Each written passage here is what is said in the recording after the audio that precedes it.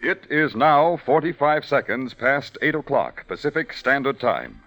But remember, next week, Sunday afternoon at 5 o'clock, it will be time for Rocky Jordan.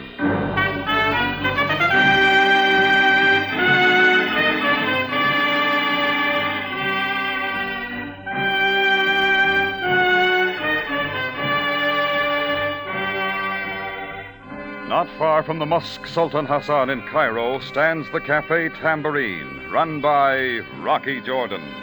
The Cafe Tambourine, crowded with forgotten men, alive with the babble of many languages. For this is Cairo, where modern adventure and intrigue unfold against a backdrop of antiquity. Tonight's story, The Man They All Loved.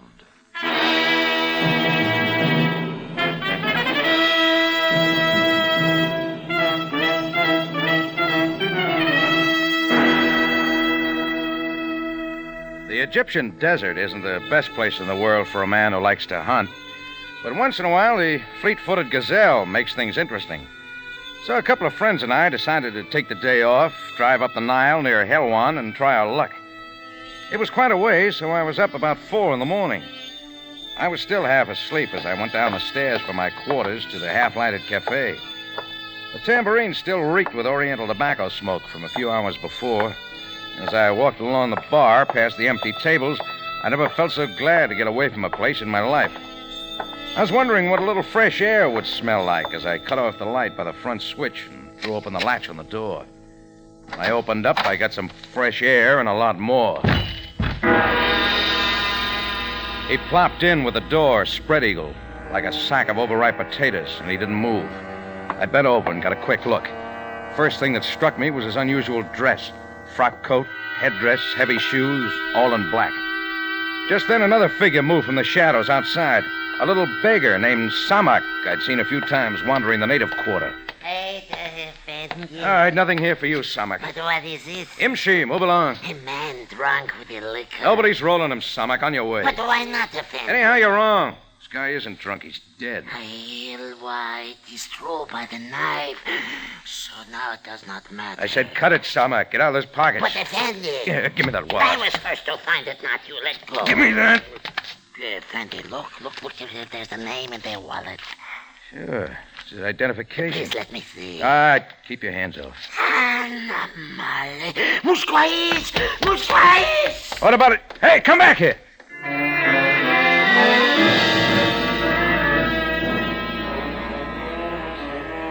Samak was gone just that quick. I'd caught the look in his eyes, and it was fright that sent him scampering off into the dark. Something about the wallet. So I took a closer look, and the name meant everything. It was the name of a man I'd heard a lot about, but had never seen before. Jonathan Mello. Jonathan Mello, a man of unknown nationality. He'd become a missionary for the Coptic faith, an ancient branch of Christianity centered in Old Cairo. Several years before, he had journeyed to the African interior to bring information to the native tribes. Since then, few outsiders had seen him. But ever so often, word had come of his good works and personal sacrifices, and his name had become almost a legend throughout the Middle East. Yes, Jonathan Mello was a man greatly loved and respected by everyone. And here he lay, murdered at the door to my cafe. His name had meant something to Samak, too, and I figured the little beggar would soon be spreading the word around. So I got the body inside, latched the door. I had another look at the wallet. It was empty except for a receipt from the Pyramid House in Cairo, dated the day before. Then I put in a hurry-up call to Captain Sam Sabaaya at his home. 15 minutes later, Sam was in my tambourine, looking down at the lifeless form. So, this is the fabulous Jonathan Mello. Yeah, that's what the identification says. That in his clothing leaves small doubt that he is the missionary. Do you know he was back in Cairo, Sam? It had not come to my attention, Jordan. He surely must have returned very recently. Looks like he should have stayed in the Sudan. Yes, it would have been better for all of us. Finding an enemy of such a man as this poses a very strange problem. You haven't much to go on. No. Jonathan Mello was known to lead a most exemplary life. Maybe there's some things we don't know. True, Jordan. For example, why he should be found dead at Your cafe. Oh, now, look, Sam. No, Jordan. You have many accomplishments, but the skilled use of the knife such as this is not one of them. A lot of Coptics might not agree with you, Sam. It is not necessary that they learn of your connection with this, Jordan. Well, they'll find out. Leave that to Samak. Samak? A little beggar who came up a couple of seconds after I found Mello's body here. And the beggar knows who this man is? That's right. He got away fast when he found out. I see. You see where that puts me, Sam? Yes, I do, Jordan. Jonathan Mello's death will be a profound shock to his people. They will demand immediate justice. Yeah, after Samak gets the word around. I bet that doesn't take him long. Jordan, you say you were going hunting up the Nile. That's the way it started out. Let me suggest that you continue with your plans. Stay out of Cairo for a while. You suggesting I run away? Only until this matter is cleared up. Supposing it isn't cleared up, Sam. If I leave Cairo now, I'll never get back. Do you not realize that it is for your own safety? Sure, but you don't know me better than that. Jordan, for once in your life, you must listen to me. It is my duty to protect you when it is possible, but I can offer no guarantee. It's no good, Sam. I'm staying right here. Very well. But you have been warned. Sure. Thanks. We will cart the body away secretly and trust that Samak does not spread the news.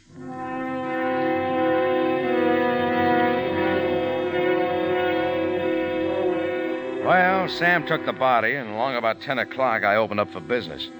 That's when I knew Samak had been real busy. Not a single person came in that morning. The tambourine was just as empty at 2 in the afternoon. Even the Muslims crossed to the other side as they passed, which meant they sensed trouble and didn't want to be around. I got out on the streets and felt the unrest growing. When a knife sailed out from somewhere and almost parted my hair, I decided it was time to get busy. I remembered the receipt in Mello's wallet from the Pyramid House. It hadn't meant much, but it might put some light on Mello's activities since he'd returned to Cairo. So I made for the place over on Sharia Rangoon. The sign on the window puzzled me, but I went on in. I can help you, mister? Yeah, with some information. Sorry, I don't sell that. Did you ever see this receipt? Sure, Mike. I wrote it myself for a customer yesterday. Hey, wait a minute. Where did you get it? That's not important. What did he buy? Liquor. What else? Maybe I don't tell you. You sold that man liquor? What do you think I sell here? Elevator shoes? What kind of liquor? Champagne, scotch, bourbon, arak, gin. The very best. 50 cases. What did the man look like? All in black. Headdress, frock coat, heavy shoes. Wait a minute. You don't tell me where you got that receipt. I don't tell you.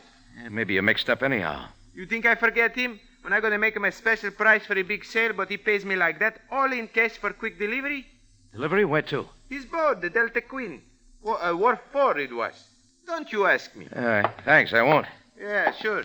I clam up for guys like you, mister. I don't gonna tell you nothing.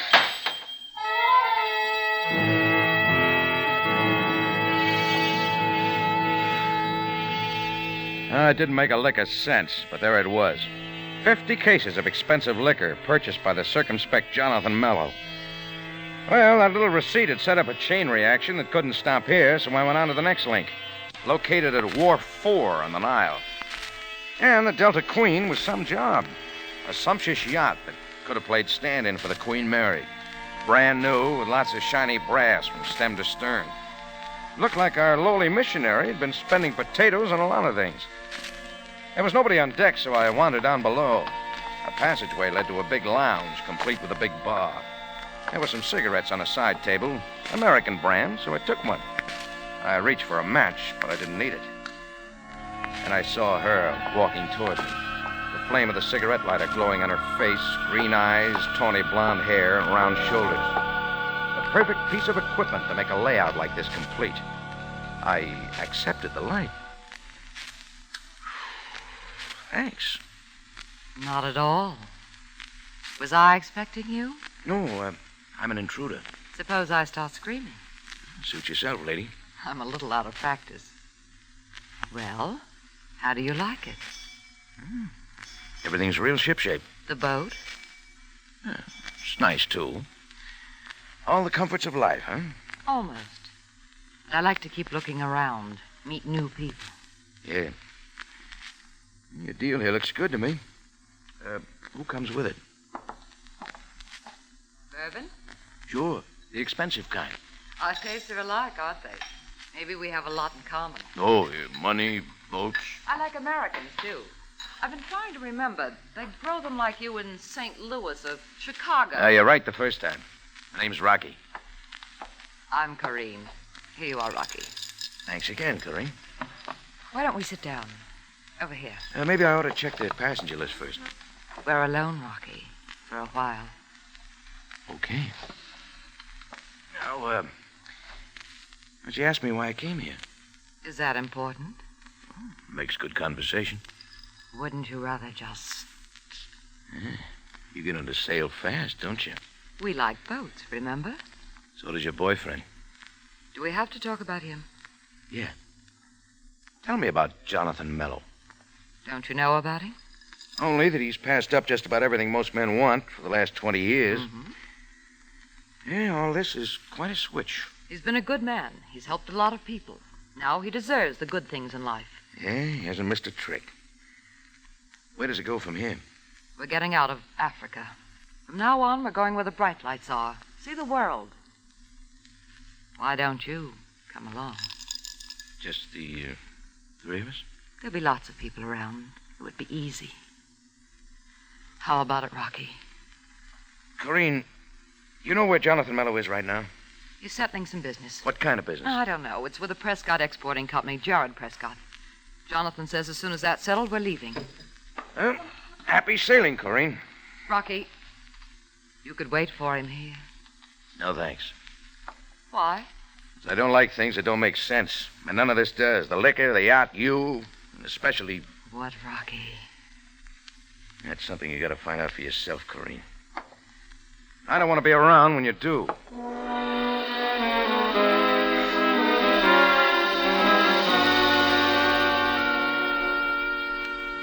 There was no place to go now but to the Prescott Exporting Company. It had a big layout of offices just off one of the Moosekeep Bazaars. I liked the taboo the girl at the desk was wearing, but I didn't like cooling my heels. So the next time she went out for a drink, I opened Prescott's door and went on in. He was on the phone. He was a big guy with a crew haircut. He smoked a fat cigar. The ashes falling in his white vest as he talked. Surely a man like Jonathan Mello can be found in Cairo. You'll find him, that's all. Maybe I can help you, Prescott. Who are you? My name's Jordan. Jordan? Jordan. Let's see here. I don't recall an appointment with you. Get one now, if you don't mind. But I do mind. What do you mean barging in here like this, Jordan? Came about the big deal. What deal? Get to the point. With Mello, Jonathan Mello. I understand he wants it consummated in a hurry. Why isn't he here? I had an appointment with him 3 hours ago. Have you seen him? Yeah, saw him early this morning. Well, it's not doing me any good. Mr. Prescott, has it occurred to you that Jonathan Mello won't be here at all? That's ridiculous. Look, Jordan, I don't know what he's trying to pull on me, but you tell him Ivory or no Ivory. If he doesn't show up here before the day... Wait a minute. Ivory, did you say? Certainly I did. Let's not beat around the bush, Jordan. And, by the way, what have you got to do with it? Maybe there isn't any Ivory. Look, I'm nobody's fool. Why do you think I sent a safari to the interior myself to check on it? My mistake. Jonathan Mello discovered the hoard of ivory himself. He has a right to sell, and I'm ready to buy. For how much? $50,000, $100,000? We deal in Egyptian pounds here, Jordan. Besides, nobody's going to top my price. Mello knows that. Just how much do you know about Mello, Mr. Prescott? That's beside the point. Everyone knows about him. Yeah, I thought I did, too. A lowly missionary with a lot of high ideals. And get the picture now. Expensive liquor, a yacht, and a slick girlfriend to go with it. How he spends the money is none of my affair. But his own people will be interested. You know anything about the Coptics? I'm a businessman, Jordan. I'm not interested in Coptics or anything else except a perfectly legitimate deal. Okay, we'll leave it that way.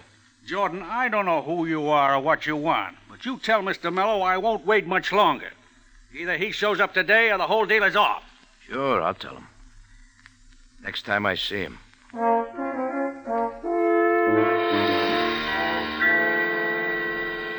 I had everything from Prescott but the answer to the jackpot question. Who killed Jonathan Mello and why? Well, I figured the ivory hoard he had uncovered somewhere in Africa had something to do with it. That's why I was scouting for a payphone to bring Sam Sabaaya up to date. I avoided the bazaar and had walked maybe a couple of blocks when I spotted a character hugging the shadows not so far back and staying on my tail. I stepped it up, figuring to double back at him, when all at once he was in the center of the street and yelling. That is enough! It's you, Charlie Sparrow! It was Samak, the little beggar who found me with Mello's body that morning. That's when I tried for the sprint record. I left a lot of natives far behind, but Samak had his robe up around his knees and kept coming. Samak was lagging, too, by then. I slowed to catch my breath when I saw another native running from the other direction right at me. Right then, I picked an alley. It was the wrong one. Not more than 30 paces ahead, it came to a dead end, with nothing but high walls between me and the man running in. He had a knife like nothing I'd ever seen. A great curved-bladed scimitar, a yard long. I waited with my back to the wall as he came in for the kill.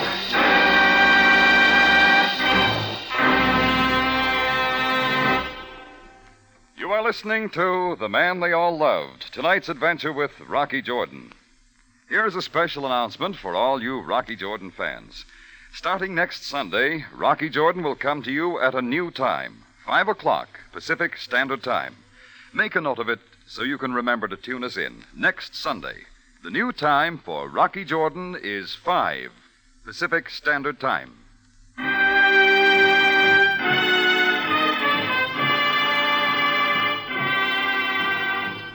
Now we return you to Cairo and Rocky Jordan for tonight's adventure, The Man They All Loved.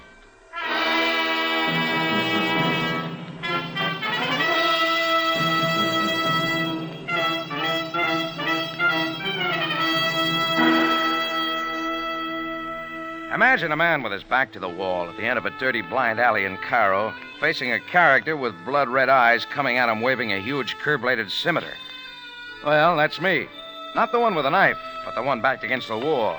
And the guy kept coming with Samak the beggar somewhere behind. Oh, Ken Jordan, by the scimitar, you die! In the split second it took him to reach me, I thought of a million moves, but none of them worked. I knew one swing of that blade, and I was finished. My eyes were on the raised scimitar, so I didn't see a third figure enter the alley. But all at once he was there. A tall, dark-skinned man who had my assailant by both arms from behind, and the knife never came down. I had the feeling he could have crumpled the guy in his powerful hands, but he only slammed him back and rolling. Little Samak was already gone, and his chum got up running. Another time, Jordan, we'll meet again! And I was alone with the man who had saved my life. His intelligent eyes watched me as I got my breath. Well, maybe we better shake hands. I'm most honored, Mr. Jordan. Oh, Abyssinian, aren't you? Yes. I'm Jethro, an Abyssinian and a Coptic. Then maybe you don't know why they're after me? The beggar Samak tells everyone that he found you early this morning by the body of Jonathan Mello. Well, I still don't get it, but thanks. I've helped you, Mr. Jordan. Now you help me. You think I can help you? We both share certain interests in this affair, do we not? Yeah. Maybe you've been finding out some things about your missionary you didn't know before. Maybe he's not such a big man.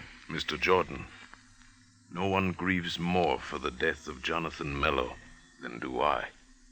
How well did you know him, Jethro? He was my greatest friend. To him I owe everything. He taught me kindness and understanding. It was he who provided the funds for all my education. Yeah, I used to hear things like that about him. It was his wish that with my training and education I would go back to the tribes and bring enlightenment to my people. You mind if I ask you something, Jethro? Not at all, Mr. Jordan. When did you see him last? Not for a long time. When he first brought me and my family to Cairo. Were you expecting him back? Yes. Let me explain that my father and I have a small construction business here. About a month ago, we received a letter from Jonathan Mello, who was then in the Sudan. It stated that he would soon be in possession of a great deal of money with which he wanted my father and I to construct schools and other installations for the tribes of the Sudan. He was to arrive here a few days ago. But you never saw him? The next I heard was the news of his death. I wish to know why he died and why he did not contact us upon his arrival. I can't answer the first one, but you'll find the second answer down on the Nile. I do not understand. It's all his, brand new, and loaded with all the provisions for a big joyride around the world. Looks like all that money turned his head a little. Mr. Jordan, have you said that you will help me? Of course, anything. I wish to see Jonathan Mello's remains, if you can arrange it. Right away, Jethro. Let's go.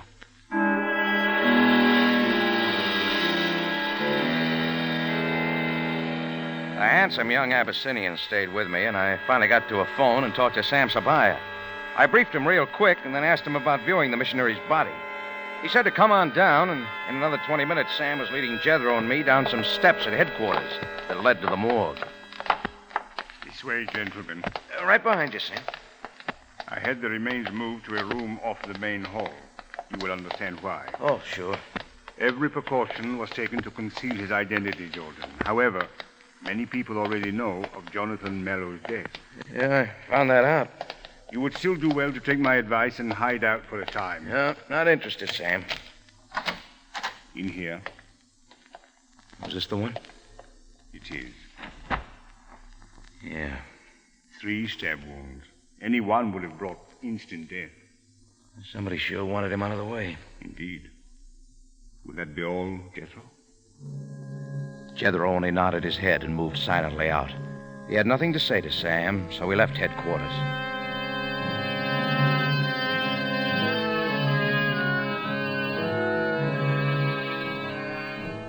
We were soon walking away down the Sharia Nagoon. The desert twilight had given way to sudden dark, and a dim street lamp every 4 or 5 blocks didn't help much. In spite of my being with him, he seemed alone and lost. It was hard to know what to say. Tough, was it, Jethro? Yes, but not a surprise, Mr. Jordan. How do you mean? That was not Jonathan Mello. Say that again. The man lying in the morgue is not Jonathan Mello. Are you sure?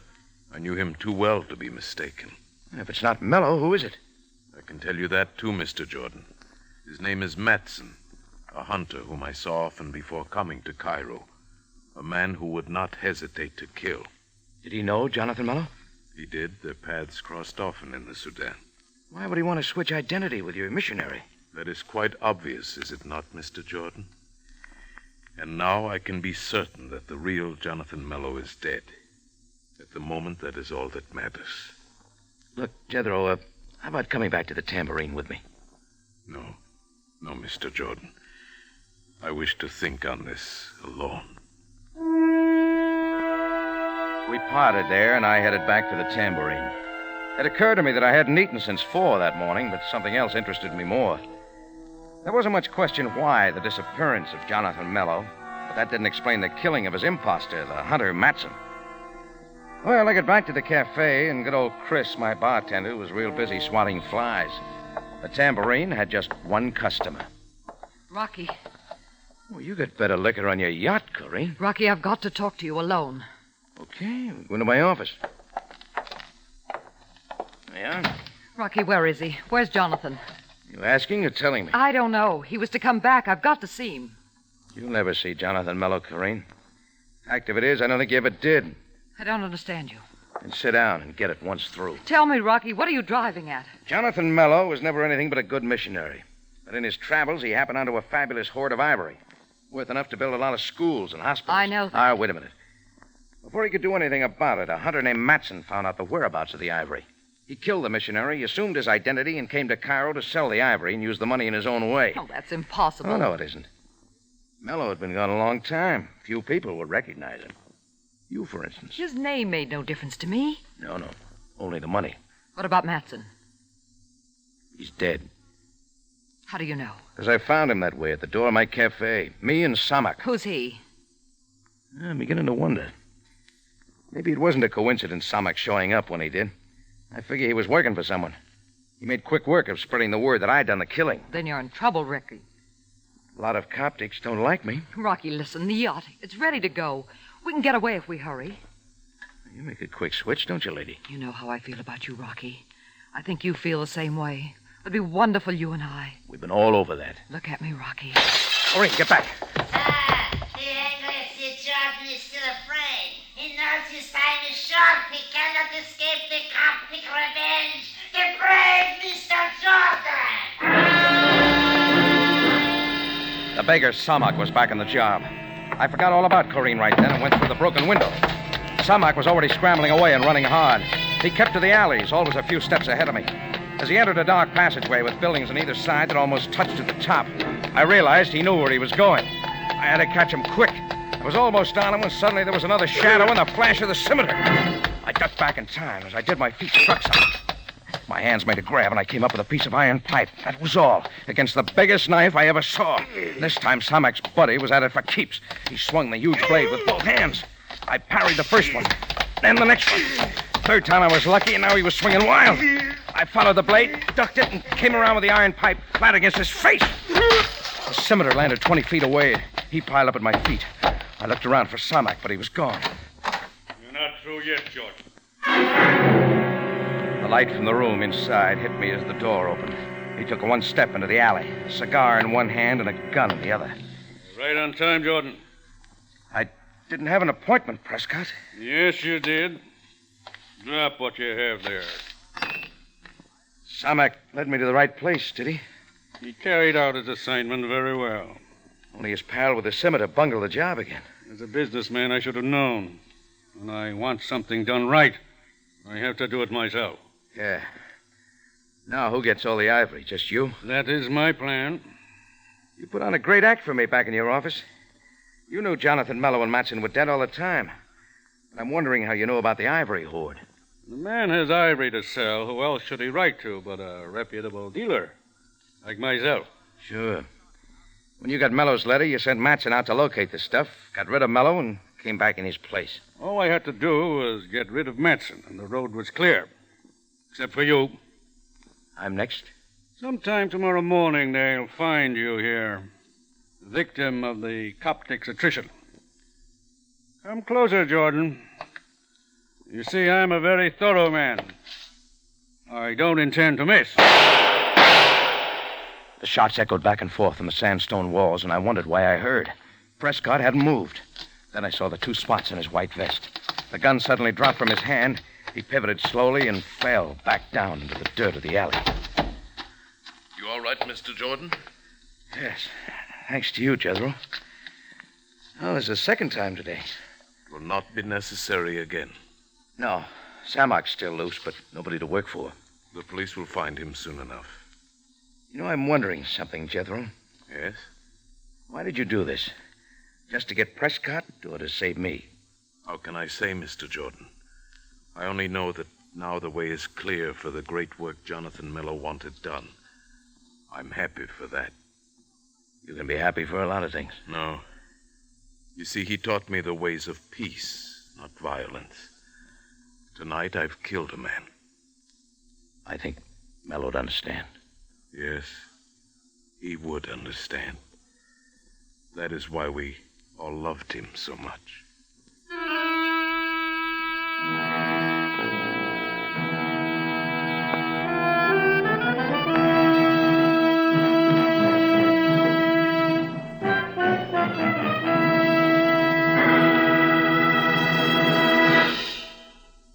It's CBS at a new time next week, 5 o'clock Pacific Standard Time, for another story of adventure and intrigue when we take you back to Cairo and the Cafe Tambourine, run by Rocky Jordan.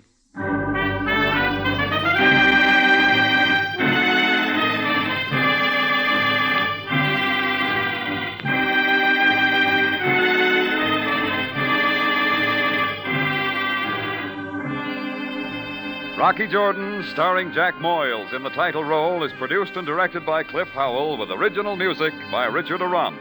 Tonight's story by Gomer Cool and Larry Roman. Remember the new time next week for Rocky Jordan, 5 o'clock Pacific Standard Time.